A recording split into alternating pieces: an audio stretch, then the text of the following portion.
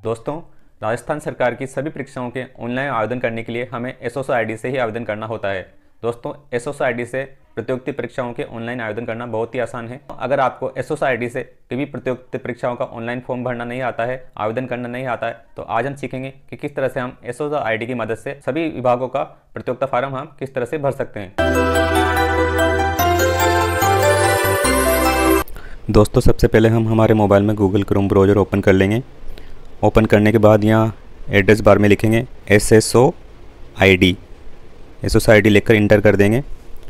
पहला ही एड्रेस आएगा सबसे ऊपर वाला, उस पर क्लिक कर देंगे। राजस्थान सिंगल साइन और देख रहे हैं आप, क्लिक करते हैं हम लॉगिन पेज पर पहुंच जाएंगे। लॉगिन पेज पे सबसे पहले आपको यूज़र नेम डालना है।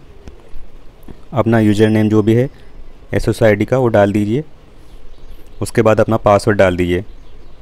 दोस्तों, आपने SSOID नहीं बना रखी है तो हमने उसका प्रोसेस बताया, उसके लिए एक वीडियो बनाया है, उसका लिंक हमने डिस्क्रिप्शन में दे रखा है। आप चाहे तो वहाँ से SSOID बनाना देख सकते हैं। यूज़र नेम पासवर्ड डालने के बाद जो कोड दे रखे हैं वो कोड इंटर कर दीजिए। उसके बाद एक नया पेज ओपन हो जाएगा। ये SSOID ओपन हो गई है। यहाँ पर दोस्तों हमें रिक्वायरमेंट वाला ऑप्शन ढूंढना है। इसमें वो ऐप्स ढूंढना है जहाँ पर रिक्वायरमेंट होती है। तो इसको हम ऊपर कर लेते हैं, पेज को ऊपर करके देखते हैं रिक्वायरमेंट ऑप्शन वाला कहाँ पे है। ये सभी राजस्थान सरकार के ऐप्स हैं।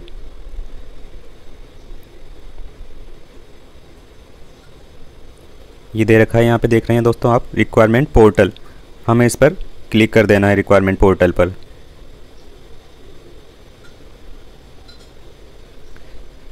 जैसे रिक्वायरमेंट पोर्टल पर क्लिक करेंगे, हमारे सामने जो भी रिक्वायरमेंट होगी वो सारी रिक्वायरमेंट राजस्थान सरकार की सामने आ जाएगी। इस पेज को हम ऊपर कर लेते हैं। ये आप देख रहे हैं ऑन गोइंग रिक्वायरमेंट। यहाँ पर जो भी अभी वर्तमान में रिक्वायरमेंट है राजस्थान सरकार की वो सभी यहाँ पे दिखाई देगी। तो अभी RS की रिक्वायरमेंट है, यहाँ अपन इस पर अप्लाई कर देते हैं।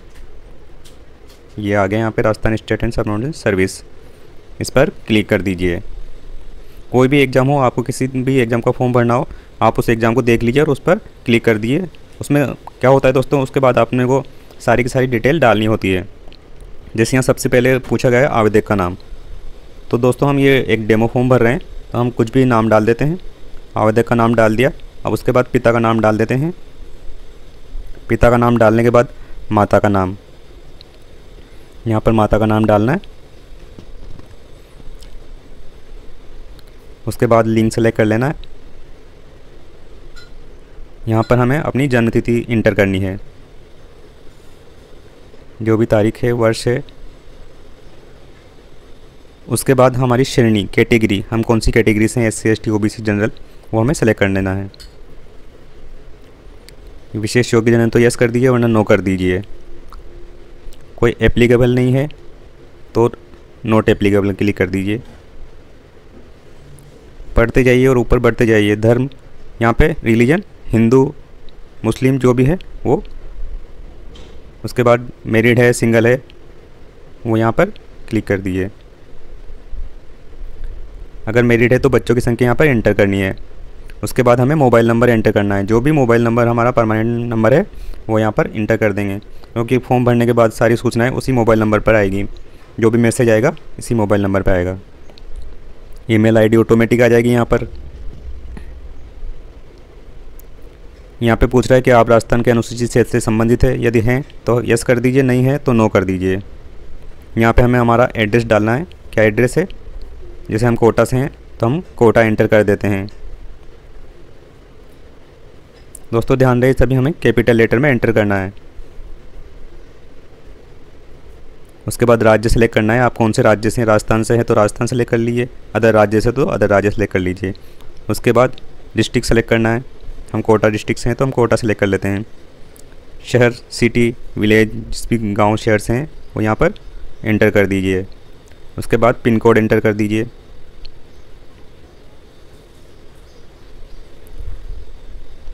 मोबाइल नंबर हमने पहले इंटर कर दिया। अब ये कह रहा है येस या नो, तो येस कर दीजिए। प्लीज़ कन्फर्म करने के लिए येस कर दीजिए।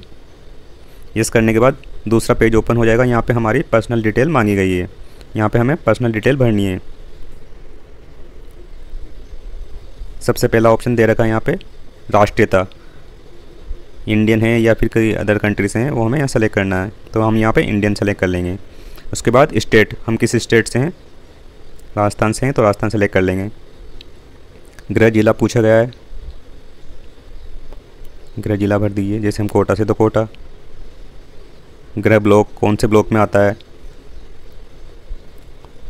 उसके बाद तहसील, आपका ज़िला कौन सी तहसील में आता है वो तहसील इंटर कर देनी है। कोई गांव है तो वो गांव इंटर कर देना है। पूर्व स्थापित या कहीं दूसरे देश से आए तो उसके लिए पूर्व स्थापित तो नो कर दीजिए। विशेष श्रेणी के आप भूतपूर्व सैनिक हैं, यदि है तो यस, नहीं है तो नो कर दीजिए। उत्कृष्ट खिलाड़ी के लिए यस या नो जो भी है वो सेलेक्ट कर लीजिए। इसके बाद एनसीसी कैडर हैं तो वो सेलेक्ट कर लीजिए यस या नो। भूतपूर्व के यदि यस या नो जो भी है वो सेलेक्ट करना है, बिल्कुल इसे सेलेक्ट करते जाना यस या नो। आगे दे रखा है कि आप विभागीय कर्मचारी हैं, अगर आप राजस्थान सरकार के कर्मचारी हैं तो यस कर दीजिए, नहीं है तो नो कर दीजिए।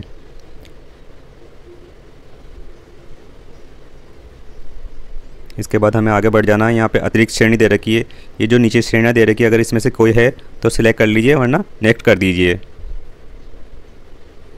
हम इसको नो करके और नेक्स्ट कर देते हैं। अब हमने नेक्स्ट कर दिया है, अगले पेज पे चले जाते हैं।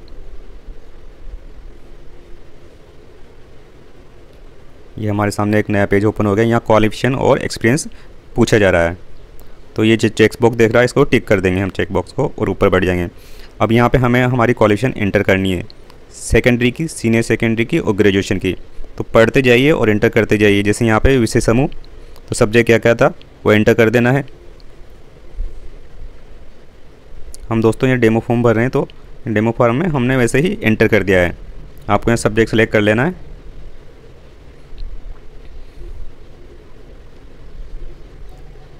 सब्जेक्ट सेलेक्ट करने के बाद आपको यूनिवर्सिटी सेलेक्ट करनी है।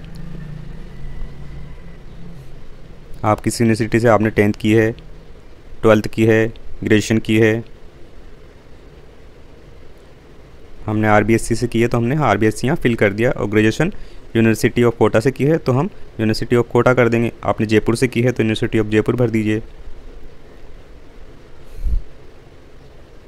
दोस्तों बहुत ही आसान, आराम से भरना है इस फॉर्म को, कोई गलती नहीं होना चाहिए।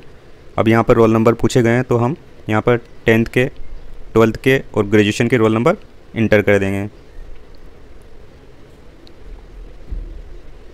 ये हमने यहाँ पर रोल नंबर एंटर कर दिए हैं। अब ये पूछ रहा है परसेंटेज था ग्रेजुएशन में, 10th में, 12th में, या फिर ग्रेड था, क्या था, वो हमें यहाँ पे एंटर कर देना है।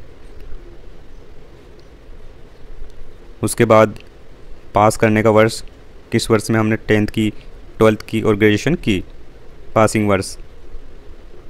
उसके बाद सबसे अंत में प्रतिशत भरना है। सबसे अंत में हम प्रतिशत भरेंगे, 10th में क्या परसेंट था, 12th में कितना था और ग्रेजुएशन में कितना था, यहाँ पर प्रतिशत भर देंगे।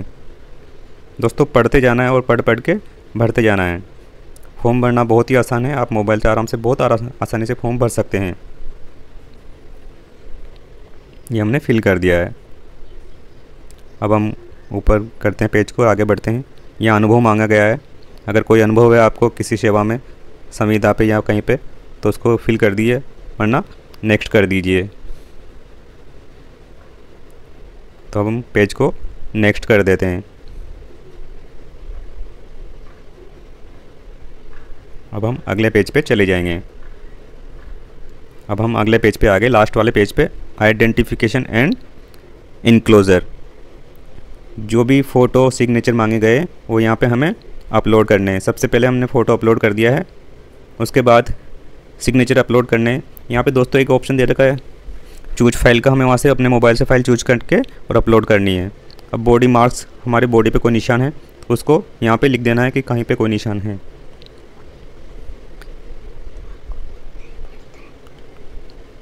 जैसे हमारी भुजा पे एक धब्बा सा है तो हमने उसको लिख दिया है। और ये सब करने के बाद हम अब नेक्स्ट कर देंगे।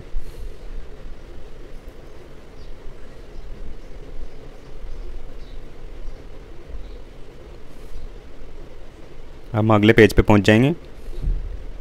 ये हमारा पूरा फॉर्म भर गया है और हम इसको दोबारा से रीचेक कर सकते हैं।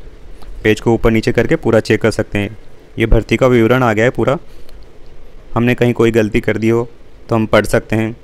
अभी हमारे पास एक मौका है, हम वापस बैक करके दोबारा से उसको सुधार कर सकते हैं। तो यहाँ पढ़ते जाइए और पेज को ऊपर करते जाइए, कहीं हमने कोई गलती तो नहीं कर दी है। अब यहाँ पे फ़ीस की स्थिति दी गई है, अभी नोट सबमिट बता रहा है। अब हम इसके बाद फ़ीस को सबमिट करेंगे। ये डिक्लेरेशन दे रखा है घोषणा, यहाँ पर हमें चेक बॉक्स को टिक करना है और पे फीस पे क्लिक करना है। जो पे फीस लिखा है उस पर क्लिक कर देना है। अब पे फीस पे क्लिक करते हैं, एक छोटी सी पॉपअप विंडो आएगी। आपको क्या है, थोड़ा इसको जूम इन से जूम आउट कर लेना है और उस विंडो पे जो ओके होगा उस पर क्लिक कर देना है। इस तरह से फीस की रसीद आएगी, आपको कितनी फ़ीस जमा करनी है, किस नाम से जमा करनी है। तो यहाँ आप देख रहे हैं 350 चार्ज बताया गया, टोटल चार्ज, ये हमें पे करना है। पे फीस पर क्लिक कर देंगे, ओके कर देंगे। अब